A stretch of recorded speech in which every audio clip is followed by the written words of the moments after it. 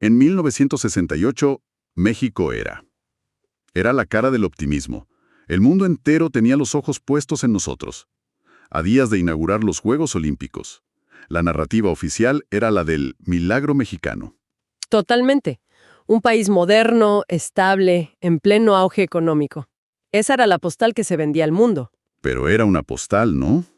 Una fachada. Una fachada muy bien construida, sí.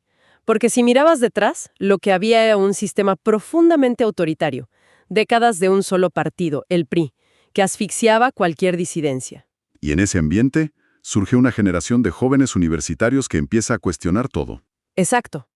Y no pedían una revolución, que es lo interesante. Pedían libertades básicas. Y justo esa es la tensión que queremos explorar hoy.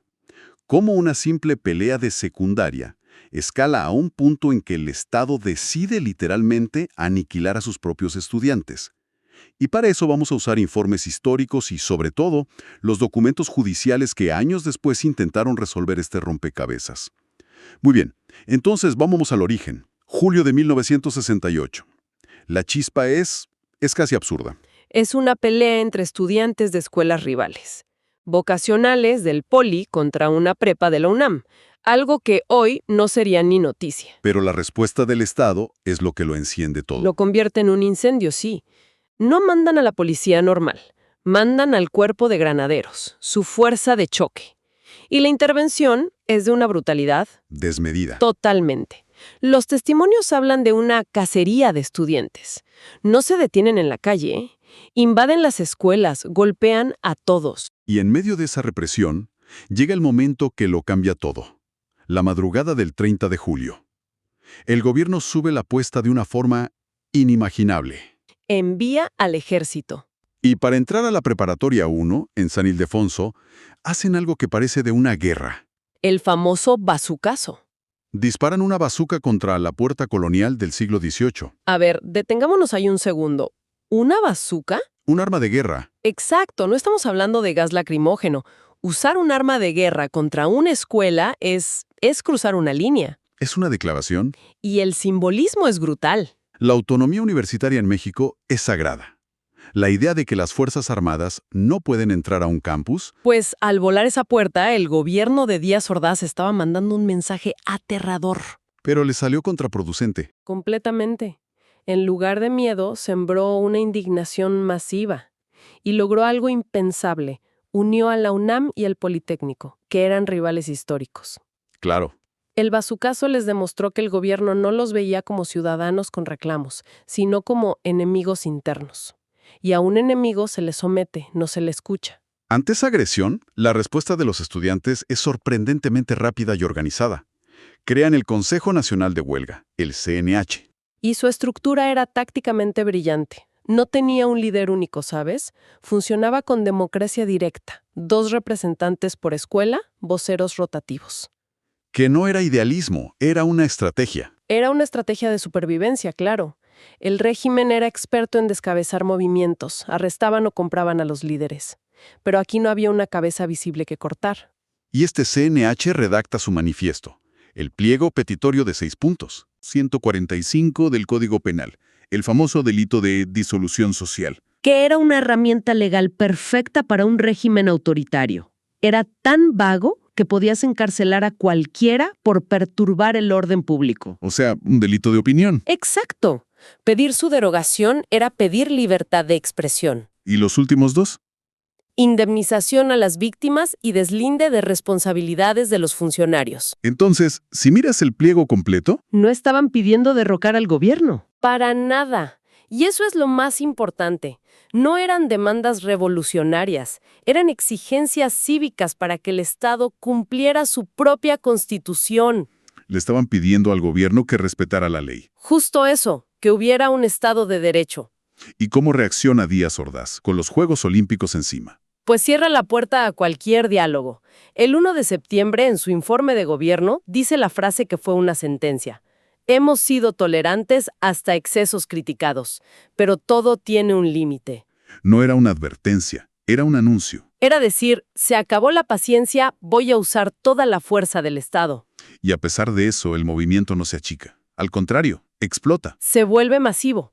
La manifestación del 27 de agosto llena el Zócalo, que hasta ese momento era territorio exclusivo del presidente. Izar la bandera de huelga en el asta monumental.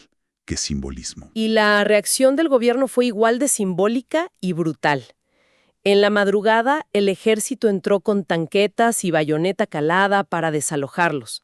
La violencia seguía escalando. Pero entonces llega un momento de pura inteligencia estratégica. El 13 de septiembre. El gobierno los acusaba de vándalos. Y la respuesta de los estudiantes es un golpe maestre. La marcha del silencio.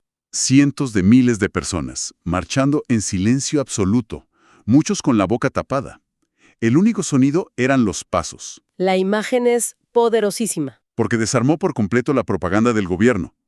¿Cómo llamas vándalo a alguien que marcha en perfecto orden y silencio? Demostró una legitimidad moral que aterrorizó al régimen. Entonces, la lógica perversa es, mientras más legítimo y exitoso es el movimiento, más violenta se vuelve la respuesta del Estado. Exactamente. La respuesta a la marcha del silencio fue la ocupación militar de los campus. El 18 de septiembre, el ejército toma Ciudad Universitaria. Días después, el casco de Santo Tomás. El mensaje era claro. Se acabaron las advertencias. Y así llegamos al 2 de octubre. El CNH convoca un mitin en la Plaza de las Tres Culturas, en Tlatelolco. Para el gobierno, era la última oportunidad de aplastar el movimiento antes de las Olimpiadas. Y para eso activan un plan específico, la Operación Galeana. Los documentos desclasificados después son escalofriantes. No era un operativo para disolver un mitin, era una emboscada, una estrategia de cerco y aniquilamiento. La plaza misma era una ratonera. A ver, desglosemos el plan. Había 3 fuerzas operando. Primero, el ejército regular. Correcto. Su trabajo, en teoría, era impedir que la manifestación saliera. En la práctica, era formar los muros de la trampa. Ellos no sabían que eran parte del engaño. Luego, el actor clave, el Batallón Olimpia. Un grupo paramilitar secreto del Estado Mayor Presidencial. Infiltrados vestidos de civil. Su distintivo, un guante blanco en la mano izquierda. Y su misión era doble, ¿no? Sí, iniciar el caos y detener a los líderes del CNH en el balcón del edificio Chihuahua. Y falta el tercer grupo, el más siniestro, los francotiradores. También del Estado Mayor Presidencial, apostados en las azoteas. Y su orden revela todo el plan. Disparar no solo contra la multitud, sino también contra las propias tropas del ejército. Para crear la ilusión de que los estudiantes habían atacado primero. Exacto, para darle a los soldados una justificación para responder. Era un plan para provocar una masacre. La cronología es de una precisión aterradora. A las 6:10 de la tarde, un helicóptero lanza 2 bengalas. Es la señal. Inmediatamente los francotiradores abren fuego. Disparan a la multitud y a los soldados. Uno de los primeros heridos es el general al mando en tierra, Hernández Toledo. Claro, imagínate la escena para un soldado de 18 años. Estás ahí y de repente ves a tu general caer. ¿Crees que te están atacando? Y reaccionas como el plan esperaba que lo hicieras. Abres fuego contra la única amenaza que tienes enfrente, la masa de estudiantes atrapada en la plaza. Y mientras abajo es un infierno, arriba, el Batallón Olimpia cumple su parte. Someten a los líderes estudiantiles mientras gritan «Batallón Olimpia, no disparen», para que el ejército los identificara. Lo que sigue es una operación de encubrimiento masiva.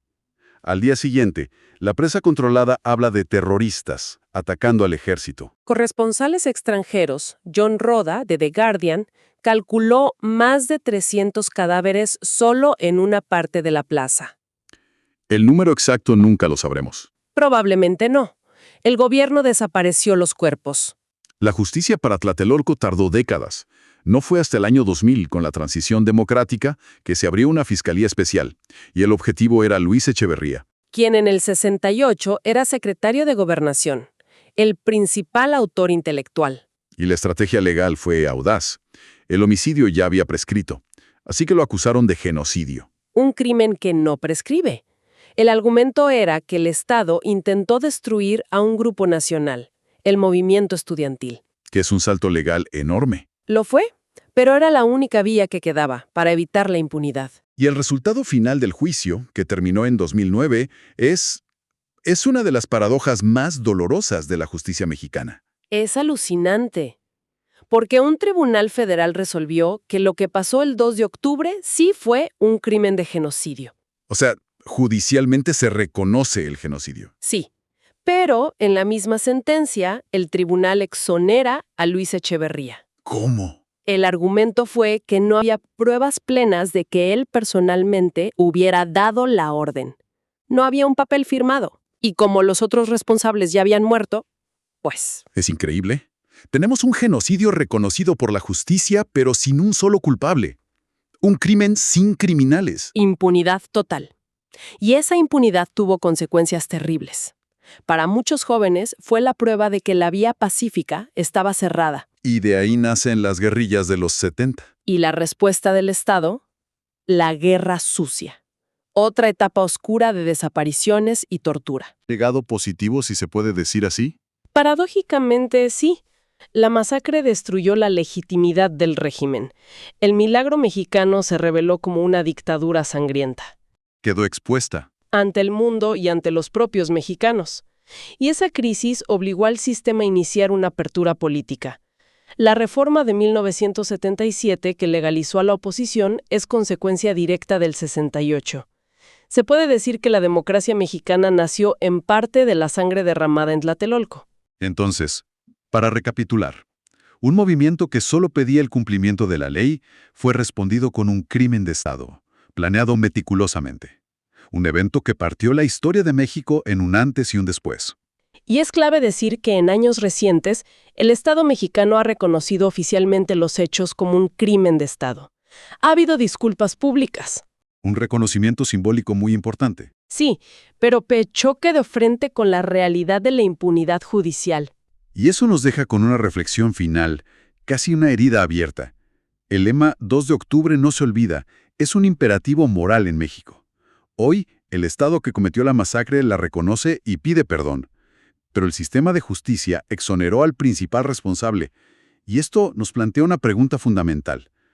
¿Puede existir una reparación histórica completa sin una condena penal? ¿Qué significa para una sociedad recordar lo inolvidable cuando la impunidad legal de ese acto persiste como un fantasma?